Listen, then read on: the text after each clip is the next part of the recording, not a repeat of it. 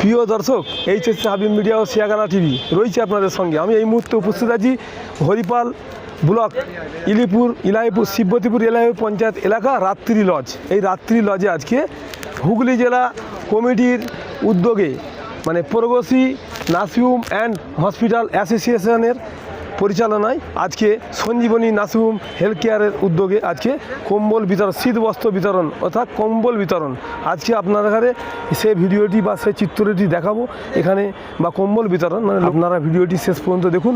বেশি বেশি আপনাদের মূল্যবান মতামত কমেন্ট বক্সে জানাবেন। কী বলছেন উনি নার্সিংহোমের হেলথ কেয়ারের কর্ণধর কাজী হেদায়তুল্লাহ বলছেন তা আপনাদের শোনাবো। আজকে স্মারক সম্মান 2024 পরিচালনায় সঞ্জীবনী হেলথ কেয়ার নার্সিংহোম, কী বলবেন? রাইট, স্মারক সম্মান 2024 পরিচালনায় Sanjeevani health care nursing home Shiakhala. আপনি প্রতি বছর করেন না এই বছরই নতুন করলেন? না, আমরা প্রতি বছরই আমরা ছোট করে একটু করে করি, সেটা এবারে একটু বৃহৎ আকারে ডক্টরবাবুরা যারা আছেন গ্রামীণ চিকিৎসক তাদেরকে সঙ্গে নিয়ে এবং আমাদের বিশিষ্ট ডক্টরবাবু যারা আছেন আজকের অতিথি তারা থাকবেন। মূলত তাদেরকে নিয়েই আমাদের অনুষ্ঠান, গ্রামীণ চিকিৎসকদের সম্মাননা দেওয়া। তারা দেখুন দীর্ঘদিন যাবৎ এই যে এত অঞ্চলে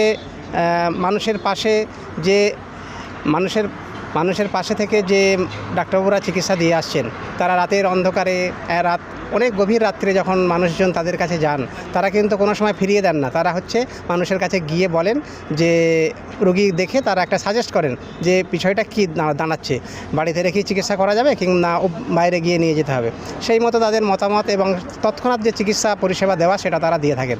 এই যে তাদের পরিষেবা, এই পরিষেবাটা আমরা মনে করি এটা একদম গ্রাসরুট লেভেলে এবং খুব গুরুত্বপূর্ণ।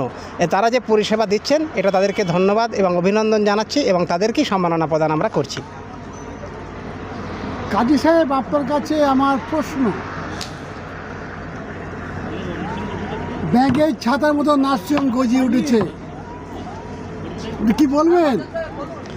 দেখুন, এই শব্দটা নিয়ে আমার একটু আপত্তি থাকবে আজিমদা।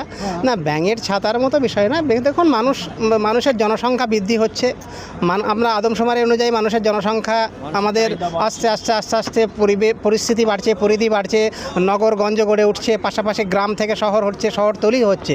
সেরকমভাবে আমাদের বিভিন্ন যে পরিষেবামূলক যে সংস্থাগুলো গড়ে উঠছে, বিভিন্ন দোকান বলুন, আজকে সেলুন কটা ছিল, আজকে দেখুন মোড়ে মোড়ে সেলুন আছে, চুল দাড়ি কাটার আমরা মানুষজন বড় হয়েছি।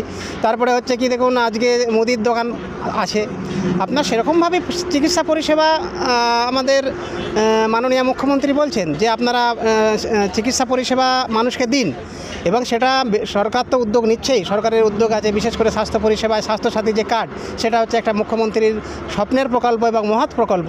সেই প্রকল্প তো চলছেই, তার পাশাপাশি বেসরকারি ক্ষেত্রে এই যে পরিষেবাগুলো আপনি দেখবেন, যদি আমরা এই বেসরকারি ক্ষেত্রে এই নার্সিংহোমগুলো বলুন, ছোট ছোট হসপিটালগুলো বলুন না গড়ে উঠতো, তাহলে কিন্তু গভর্নমেন্ট হসপিটালে আরও চাপ বাড়তো। সেই জন্য এইগুলোর খুবই প্রয়োজন, প্রয়োজন। কেন, জনসংখ্যা যত বৃদ্ধি হচ্ছে তার পাশাপাশি এগুলোকেও আমাদের করতে হবে। একেবারে হাতে গরম বলছি, নার্সিংহোম একবারে লক করে দিয়েছে সরকার থেকে। কটা বলো, নাম বলছি না, কয়েকটা। কেন দিল তাহলে? আপনি বলছেন মুদিখানার মতো দোকান বাড়ছে, এটা তো মুদিখানা নয়, স্বাস্থ্য পরিষেবা, জীবন নিয়ে টানাটানি। কি বলবেন আপনি? হ্যাঁ, দেখুন, আমাদের যে নার্সিংহোমগুলো চলে সে মতো সরকারের যে লাইসেন্স, সেই লাইসেন্স নিয়েই চলে। এবারে লাইসেন্স তার মাধ্যমে গভর্নমেন্টের কিছু তারা বাঁধানো থাকে, তাদের বাউন্ডিংও থাকে, এবং তাদের যে আপনার পরিচালনার জন্য যে টিম দেখার, সেই টিমও আছে হুগলি জেলায় এবং সারা পশ্চিমবঙ্গে আছে। তারা সেই টিম ভিজিট করেন, পরিদর্শন করেন নার্সিংহোমগুলোকে। তাদের যদি মনে হয় কোনো কিছু ক্ষেত্রে ঘাটতি আছে, সেগুলো প্রাথমিকভাবে সেখানে বন্ধ রাখতে বলেন এবং সেগুলোকে সরকার থেকে বন্ধ করে দেওয়া হয়েছে। হ্যাঁ, বন্ধ রাখার জন্য বলা হয়েছে, বন্ধ করে দেন, তারপরে আবার সেগুলোকে সুন্দরভাবে ঠিকঠাক করে নিয়ে আবার চালু করা যায়।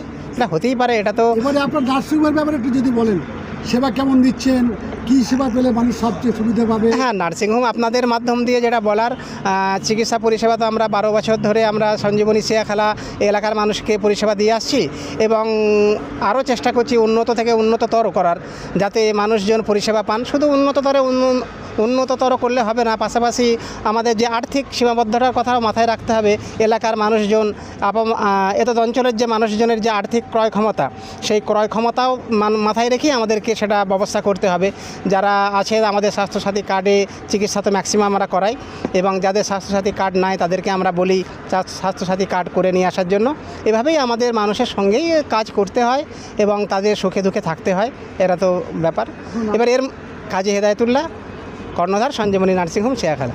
এবং সাধারণ মানুষকে হেল্প করার জন্য হৃদয়দা এবং মুস্তাদা যেটা করেছেন সেটা সত্যি খুব আমাদের করতালিযোগ্য।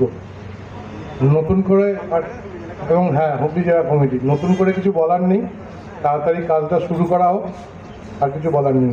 স্মরণ করে নেব আমাদের সংগঠনের হুগলি জেলা কমিটির সদস্য মাননীয় সুব্রত ঘোষাল মহাশয়কে। অনেক অনেক ধন্যবাদ। এখন